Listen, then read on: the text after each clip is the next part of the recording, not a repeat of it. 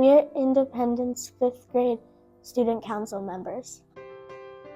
Next week, our school will be celebrating Unity Day on October 22nd. The purpose of Unity Day is to show that we'll stand up against bullying. It is also a chance to remind us to show kindness, acceptance, and inclusion. Students will be learning about these classroom activities to remind us that every step we take matters, and to show that we are stronger when linked together. Don't forget to wear orange next Wednesday, October 22nd, so we can stand together united.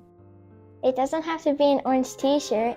You can wear anything orange. Some fun examples include socks, headbands, and bracelets. Thanks, Hornets, for being united, and have a great weekend.